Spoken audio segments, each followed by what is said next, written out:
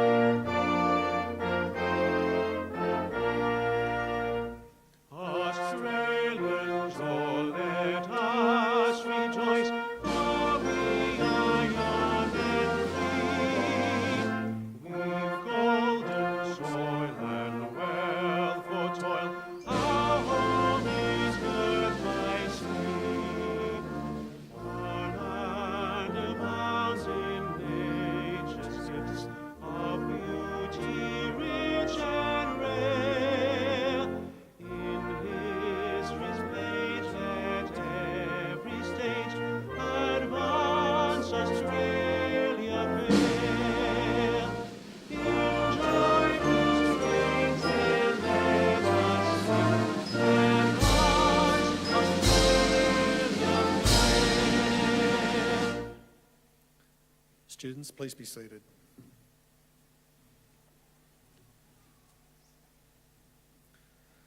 The Australian War Memorial was the vision of Charles Bean, Australia's First World War official historian. Bean landed with the Australian troops on Gallipoli and stayed with them at the front through to the end of the war. The idea of this national memorial and museum came to him at Pozières, France, in the depths of the bloody fighting of 1916. Bean's idea was that this would be a place where families and friends could mourn their loved ones buried in faraway places. It would also be a place that could help all Australians understand what these men and women had endured and what they had done for us. Bean's vision, to which we remain true, is best expressed as inscribed in the entrance to the memorial's galleries.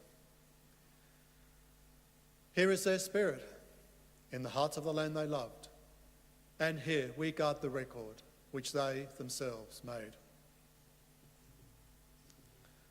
Tonight, we will read the story behind just one of those on the Roll of Honour, which lists the names of more than 102,000 men and women who have given their lives for us in war and operations for more than a century. But first, we present a lament, Flowers of the Forest. Wreaths or floral tributes will now be laid at the base of the Pool of Reflection.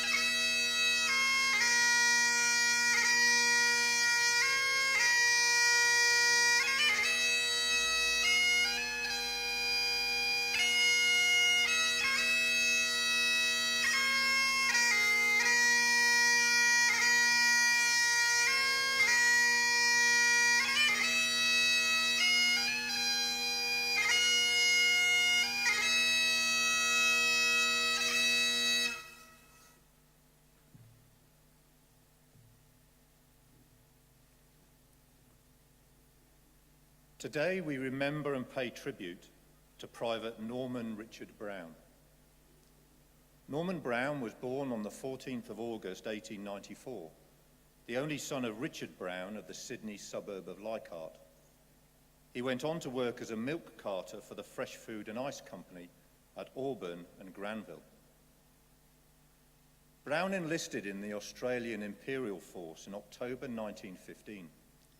Shortly after his 21st birthday. He underwent training in Australia before leaving for active service overseas with reinforcements to the 20th Battalion. He was first sent to Egypt, where the Australian Imperial Force was undergoing a period of training following the evacuation from Gallipoli. From Egypt, he went to France to fight on the Western Front, arriving in June 1916. Private Brown was with his battalion as it participated in the vicious fighting near the French town of Pozières.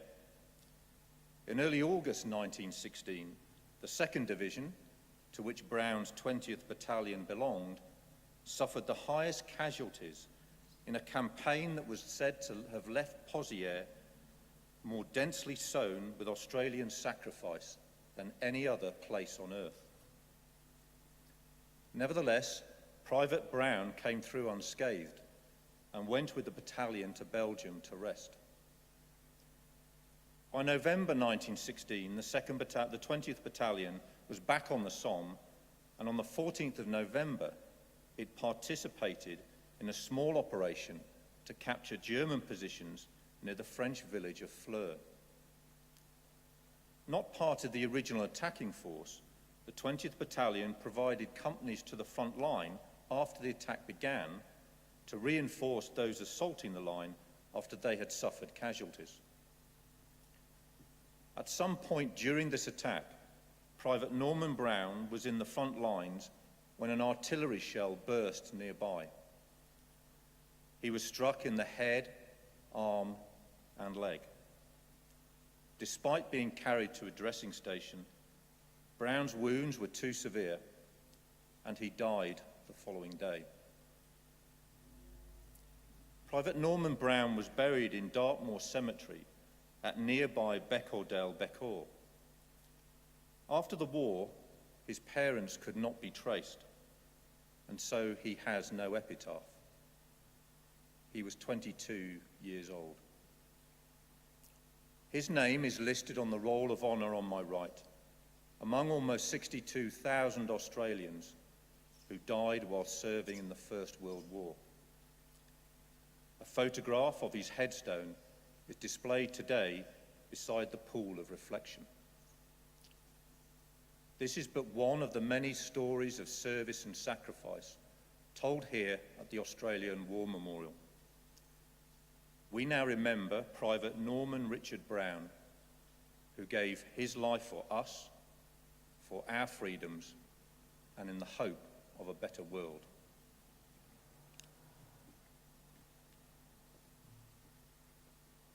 Please stand for the ode and the sounding of the last post.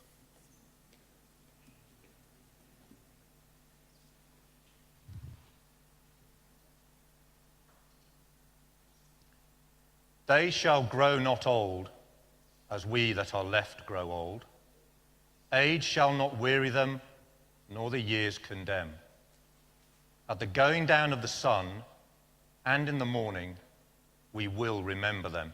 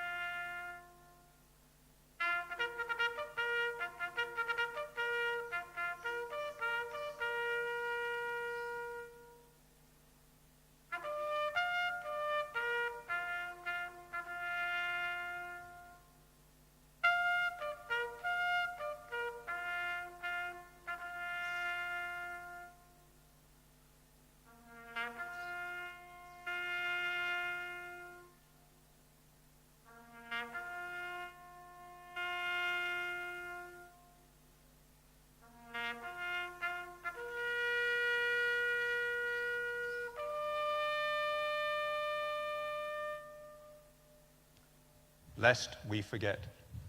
Lest we forget.